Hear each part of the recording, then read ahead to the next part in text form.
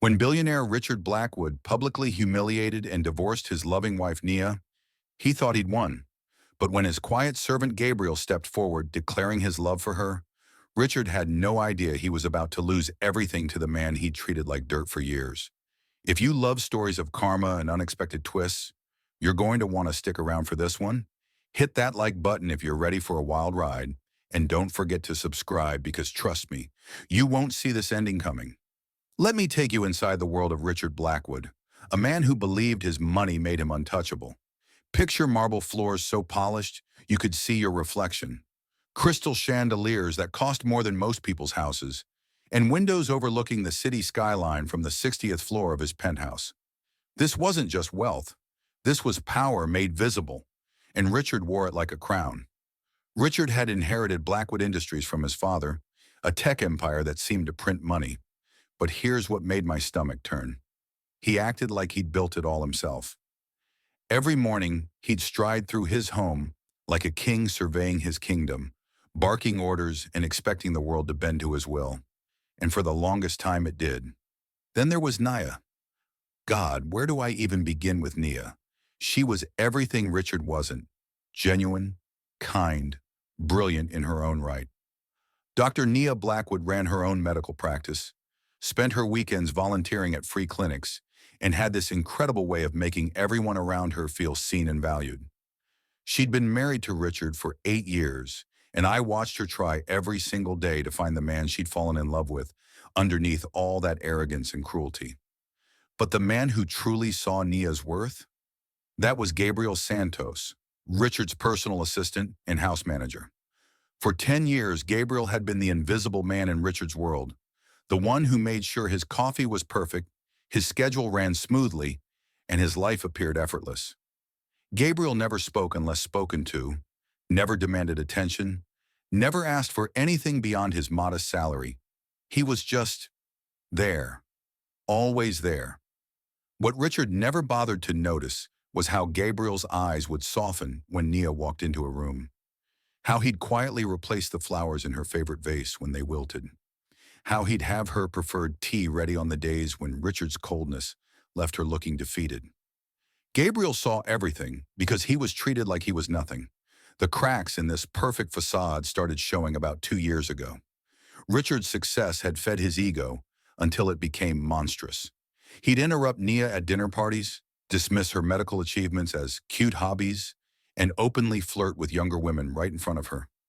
I watched Nia's light dim a little more each day, saw her try harder and harder to save a marriage that Richard was actively destroying.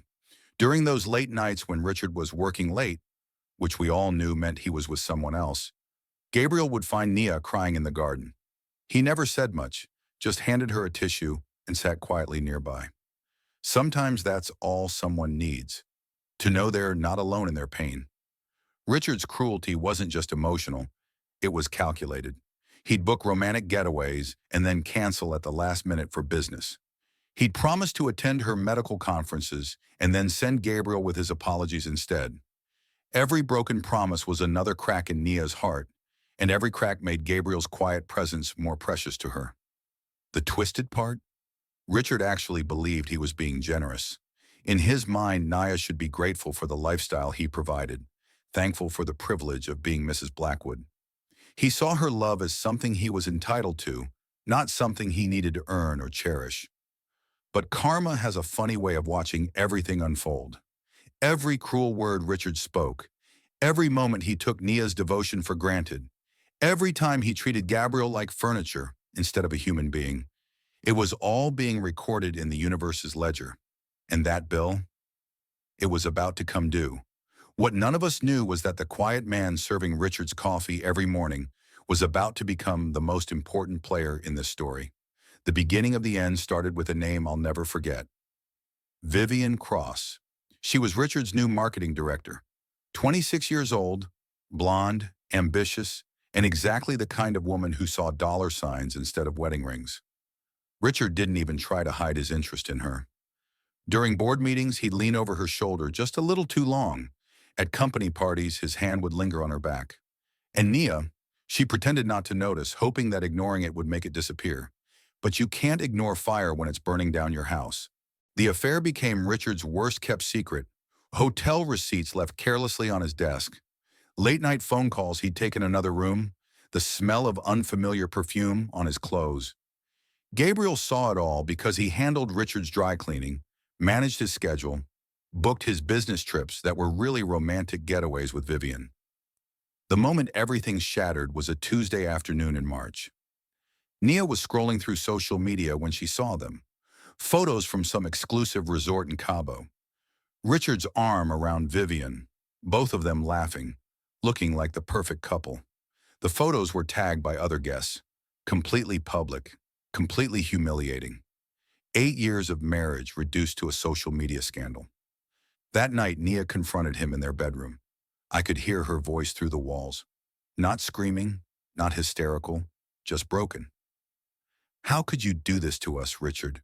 How could you throw away everything we built together? And his response? He laughed, actually laughed in her face and said, What did we build, Nia?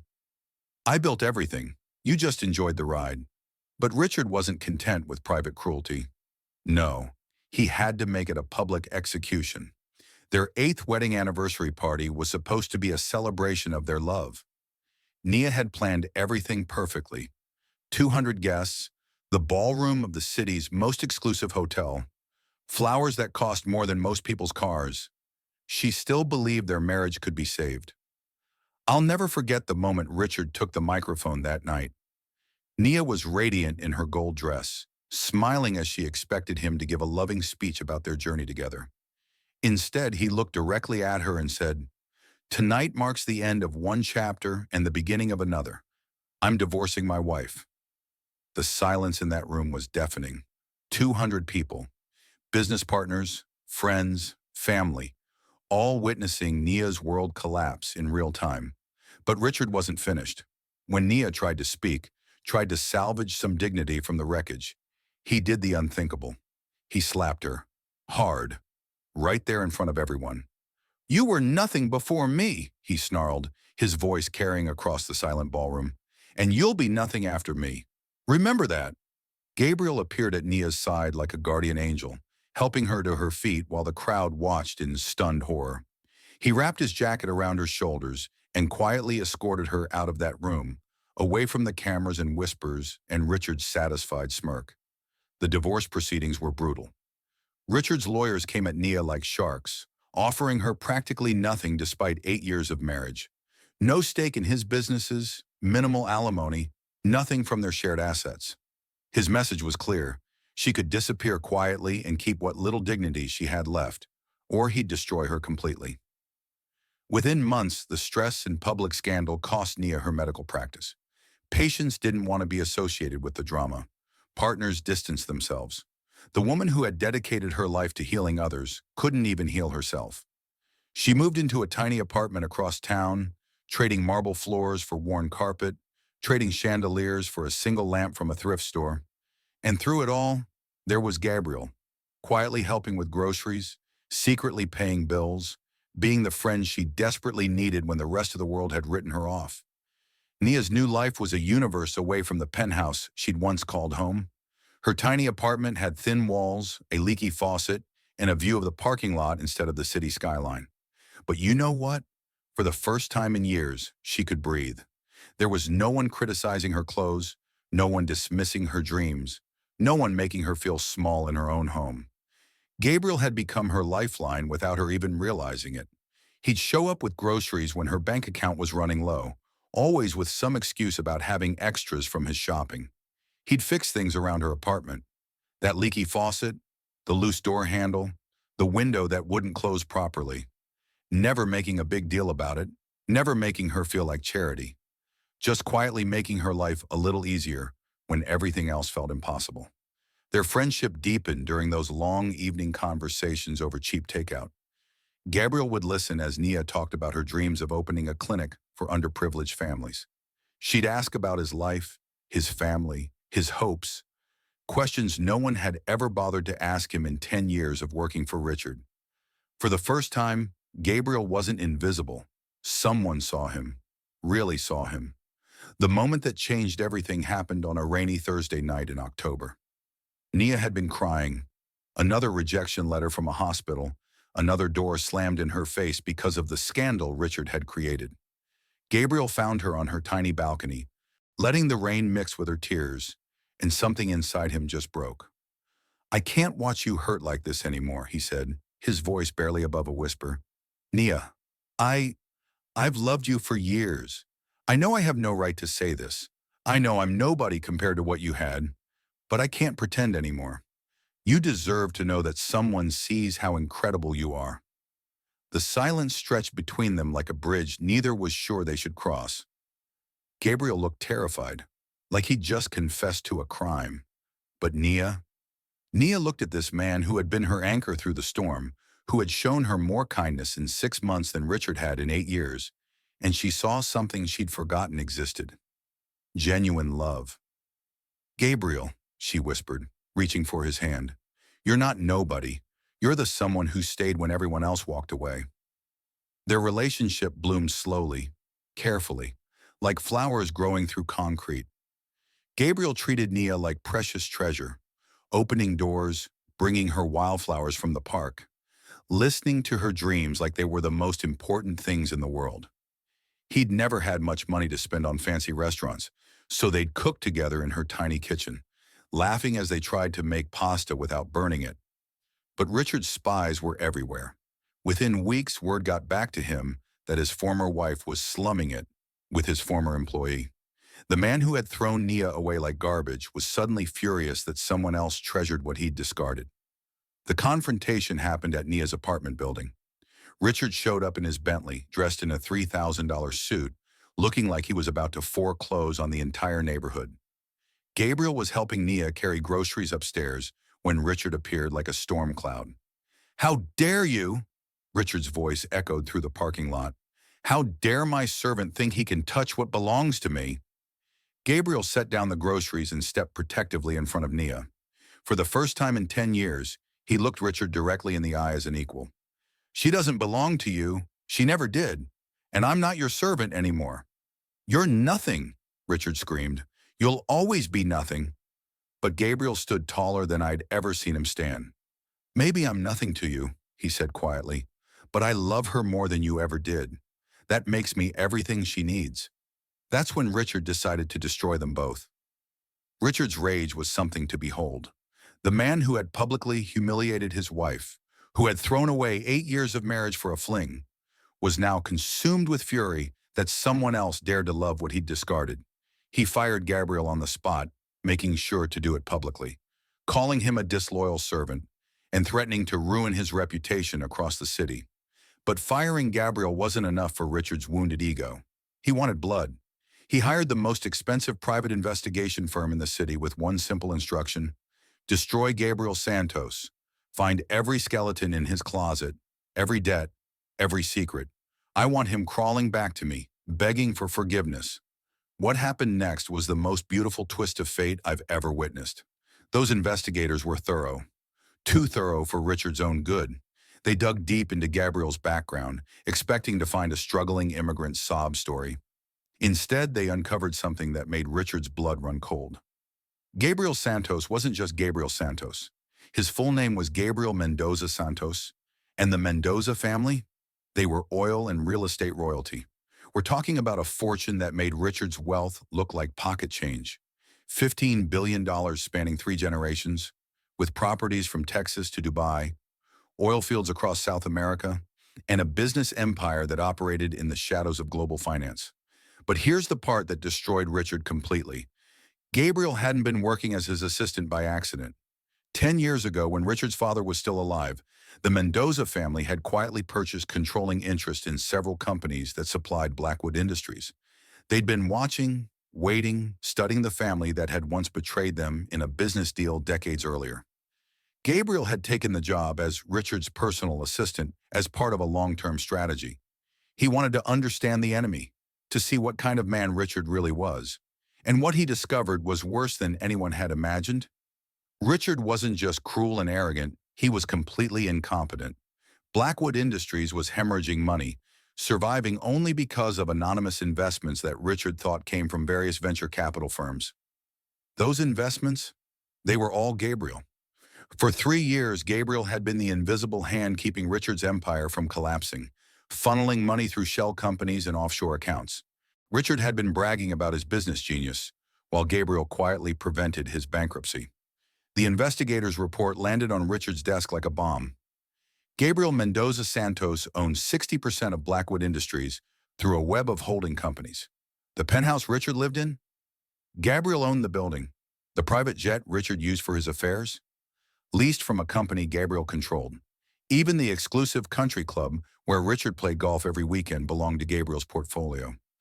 Richard's hands shook as he read page after page of financial documents. The man he'd treated like furniture, the person he'd humiliated and fired, the servant he'd mocked. That man could destroy everything Richard had with a single phone call. And Gabriel made that phone call the next morning. Within hours, every investment was pulled, every loan was called in, every silent partnership was dissolved. Blackwood Industries didn't just fail, it imploded. The stock price crashed so hard it triggered trading halts. Banks started seizing assets. Richard's business partners fled like rats from a sinking ship. The man who had woken up that morning believing he was untouchable went to bed that night staring at bankruptcy papers. His penthouse was gone, his cars were repossessed, his country club membership was revoked. The friends who had laughed at his jokes suddenly didn't return his calls. Vivian, his young girlfriend, was already posting photos with a new sugar daddy before Richard's assets were even liquidated. In one day, Gabriel had proven that true power isn't about making noise. It's about having the ability to create absolute silence. 6 months later, the transformation was complete, and I mean that in every possible way. Richard Blackwood, the man who once commanded boardrooms and lived above the clouds, was now working as a middle manager at a mid-tier consulting firm. His corner office had been replaced by a cramped cubicle, his handmade suits traded for off-the-rack shirts from discount stores. The penthouse with the marble floors? Gone. He was living in a studio apartment with thin walls and a Murphy bed that creaked every time he moved. But the real transformation belonged to Nia and Gabriel. Nia had not only rebuilt her medical practice, she'd created something extraordinary. The Nia Blackwood Community Health Center served families who couldn't afford traditional health care, offering everything from routine checkups to complex procedures. And Gabriel? He didn't just support her dream, he made it his mission. His resources turned her vision into a medical facility that was changing lives every single day. Their love story had become the kind that people whisper about with wonder. Gabriel treated Nia like she was made of starlight, not fragile, but precious beyond measure. He'd surprise her with handwritten notes in her lunch bag, show up at the clinic with coffee for her entire staff, and listen to her talk about her patients like every story was the most important thing he'd ever heard. The wedding was everything Richard's anniversary disaster hadn't been. Genuine, intimate, filled with people who truly cared about them. No massive ballroom, no 200 guests trying to see and be seen. Just family, close friends, and the patients whose lives Nia had touched. Gabriel's vows brought tears to everyone's eyes. You taught me that love isn't about possession, it's about partnership. You don't complete me, Nia. You inspire me to be complete on my own, so I can choose to share that completeness with you. But karma wasn't finished with Richard yet. The morning after their wedding, Richard opened his newspaper to find their announcement on the society page. Not buried in small print, but featured prominently with a photo of the radiant couple and a headline that made his coffee taste like ash. Billionaire philanthropist Gabriel Mendoza Santos marries renowned community doctor. The article detailed Gabriel's true identity, his family's fortune, and his incredible generosity in funding medical centers across the country. It painted the picture of a man who had spent years working quietly in service to others, not because he had to, but because he chose to. And there, in black and white, was the truth that destroyed Richard's last shred of dignity. The man he'd treated as beneath him had always been above him in every way that mattered. Richard sat in his tiny apartment, surrounded by the silence of his own choices, finally understanding what he'd lost. It wasn't just Nia, though losing her was like losing the sun. It wasn't just his wealth, though being broke was a daily humiliation. What he'd lost was the chance to be the man Gabriel had always been, someone worthy of love, respect, and admiration. The cruelest irony? Gabriel had tried to help Richard for years. Every gentle suggestion about treating Nia better, every quiet efficiency that kept Richard's life running smoothly, every moment of loyalty despite being treated terribly, Gabriel had been offering Richard the chance to be better, but Richard had been too blind with arrogance to see it. As I finish telling you this story, Richard is still out there somewhere, probably wondering how everything went so wrong. But Nia and Gabriel, they're building something beautiful together, proving every day that real wealth isn't measured in bank accounts. It's measured in kindness, integrity, and the courage to love someone completely. Sometimes the servant becomes the king, not by taking a crown, but by proving he never needed one in the first place. And there you have it, the most incredible story of karma I've ever witnessed. A billionaire who thought his money made him untouchable, a woman who deserved so much better than she received, and a man who proved that true power comes from character, not bank accounts. Richard Blackwood lost everything because he never understood that respect isn't bought, it's earned. And Gabriel, he won everything because he knew that love isn't about possession, it's about devotion. This story shook me to my core because it shows us something we all need to remember. How we treat people when we think they can't do anything for us reveals who we really are. Richard saw Gabriel as invisible, disposable, beneath his notice. But the universe was watching every cruel word, every dismissive gesture, every moment of casual cruelty. And when the bill came due, it came with interest. If this story gave you chills, if it made you believe that justice still exists in this world, then smash that like button right now. Let me know in the comments. What do you think was the most satisfying moment of Richard's downfall? Was it when he realized Gabriel owned his entire empire? Or was it seeing Nia find the love she always deserved? I want to hear your thoughts because stories like this remind us that karma never forgets an address. And here's what I want you to take away from this. Treat everyone with dignity because you never know who's watching, who's taking notes, or who might hold your future in their hands. The person serving your coffee, cleaning your office, or standing quietly in the background. They're human beings with their own stories, their own dreams, their own incredible potential. If you're hungry for more stories of justice, redemption, and karma coming full circle, then hit that subscribe button and ring that notification bell. Trust me when I tell you that the universe is full of moments like this. Times when the underestimated become the victorious, when kindness triumphs over cruelty, and when love proves it's the most powerful force of all. Remember Gabriel's words, sometimes the greatest revenge is simply living well and loving deeply. Thanks for joining me on this incredible journey, and I'll see you in the next story where karma once again proves that what goes around always comes around.